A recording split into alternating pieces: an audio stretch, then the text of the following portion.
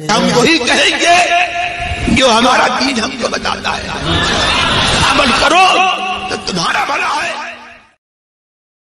وعلیکم السلام ورحمۃ اللہ تعالی وبرکاتہ۔ حضرت حافظ و قاری مولانا محمد یونس رضا صاحب بولٹن انگلینڈ برطانیہ سے آپ کا سوال مجھ تک پہنچا جو زوال سے متعلق تھا، اور اس میں یہ سوال تھا کہ زوال کا وقت کتنا ہوتا ہے، اس میں نماز کا کیا حکم ہے، تلاوت کا کیا حکم ہے، اور ذکر و اذکار کا کیا حکم ہے۔ اچھا ہوا آپ نے یہ سوال پوچھا، اور اس سلسلے میں ہماری عوام کا ایک بڑا طبقہ مغالطے کا شکار ہے۔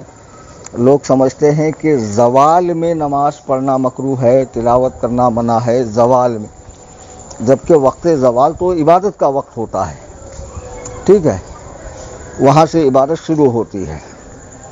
اور یوں کہیے افسوس ہوتا ہے کہ اردو خواں ائمہ حضرات جو منصب امامت پر فائز ہیں وہ بھی اس کو نہیں سمجھتے ہیں، حالانکہ کوئی بہت بڑی بات نہیں ہے، کسی عالم کے پاس بیٹھ جائیں تو چند منٹ میں یہ بات آسانی سے سمجھی جا سکتی ہے۔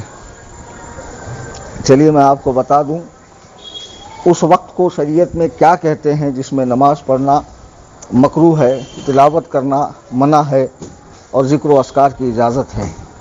اسے کہتے ہیں ضحو کبریٰ، یا اس کا ایک نام ہے نصف النہار شرعی، یا اسے کہتے ہیں استواء شمس، یعنی سورج جب کھڑا ہو جائے، ٹھیک ہے، یہ تین نام ہے اس کے۔ تو اس وقت کے اندر نماز پڑھنی مکروہ ہے، تلاوت کرنا منع ہے، نماز جنازہ بھی نہیں پڑھنی چاہیے۔ ہاں اگر جنازہ پہلے سے آیا ہوا تھا تو اب پڑھ سکتے ہیں، اور ان کے ختم ہوتے ہی زوال شروع ہوتا ہے، اور جیسے ہی زوال شروع ہو جائے اب زوال میں عبادت کرنے کی اجازت ہے، یعنی نماز بھی پڑھیں گے، تلاوت بھی کریں گے، نماز جنازہ بھی پڑھیں گے۔ اب اس کو سمجھیے کہ یہ وقت کتنا ہوتا ہے، تو اس کو سمجھنے کے لیے آسان مثال میں آپ کو دے دوں۔ دن کی دو قسمیں ہوتی ہیں، ایک ہوتا ہے اسلامی دن، شرعی دن، اور ایک ہوتا ہے عرفی دن۔ تو شرعی دن کی جو شروعات ہے وہ سورج نکلنے سے نہیں ہوتی ہے، بلکہ جب سحری کا وقت ختم ہو جاتا ہے تو وہاں سے شرعی دن شروع ہوتا ہے، اور رہتا کب تک ہے؟ جب سورج ڈوب جاتا ہے۔ اور عرفی دن جس کو پوری دنیا دن مانتی ہے وہ ہوتا ہے سورج نکلنے سے سورج ڈوبنے تک، ٹھیک ہے، سورج نکلنے سے سورج ڈوبنے تک۔ دونوں کا ختم، شرعی دن کا اور عرفی دن کا ختم سورج ڈوبنے پر ہی ہوتا ہے، لیکن شروعات جو ہے نا شرعی دن کی وہ پہلے ہوتی ہے۔ اب اس کو اور آسان کر کے بتا دوں مثال کے طور پر، لیکن ایک بات یاد رکھیں کہ ہمیشہ سحری کے ختم کا وقت ایک نہیں رہتا ہے، ہر موسم میں بدلتا ہے۔ پھر آپ کس ملک میں ہیں یہ بھی دیکھیں، تو وہاں جو جنتریاں آتی ہے، تقویم آتی ہے کسی معتبر عالم کی بنائی ہوئی، وہ بہت سارے جدول وغیرہ آتی ہے، آپ اس کو دیکھ لیا کریں کہ ختم سحری کب ہے۔ تو جہاں سے ختم سحری ہے وہاں سے شرعی دن شروع ہے، اور جب سورج ڈوب رہا ہے وہاں تک پورا شرعی دن ہے۔ اب اس کو آسانی سے یوں سمجھیے کہ ختم سحری 5 بجے ہوئی، شرعی دن لگ گیا، 7 بجے سورج ڈوبا تو ہو گئے 14 گھنٹے۔ کتنے گھنٹے کا دن ہوا؟ 14۔ اب اس کا آپ آدھا کریں تو آدھا ہوا 7، اور یہ 7 گھنٹے کب پورے ہو رہے ہیں؟ دوپہر میں 12 بجے، ٹھیک ہے۔ اب لے لیجئے عرفی دن، سورج نکلا 6 بجے، یعنی شرعی دن سے 1 گھنٹے کے بعد، اور ڈوبا 7 بجے، تو کئے گھنٹے ہوئے؟ 13 گھنٹے۔ اب اس کو آدھا آدھا کیجئے تو کتنا بن رہا ہے؟ 6.5۔ اب یہ 6.5 گھنٹے کتنے بجے ہو رہے ہیں؟ دن میں 12:30 بجے۔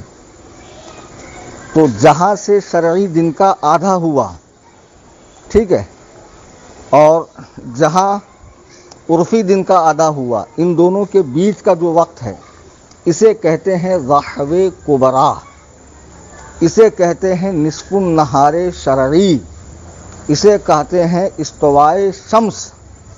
تو اسی وقت کے اندر نماز پڑھنی مکروہ ہے اور تلاوت سے منع فرمایا گیا ہے، اور جنازہ اگر پہلے سے آ چکا ہو تو اب جنازے کی نماز پڑھ سکتے ہیں۔ تو جب یہ وقت ختم ہو جائے گا، ٹھیک ہے، تو یہاں سے آپ عبادات کر سکتے ہیں۔ تو جب بھی جوڑنا ہو آسان ترکیب یہ ہے، ختم سحر دیکھ لیں، غروب آفتاب دیکھ لیں، گھنٹے جوڑ لیں، اس کا آدھا کر لیں۔ سورج نکلا کب، سورج ڈوبا کب، اس کے گھنٹے جوڑ لیں، آدھا کر لیں۔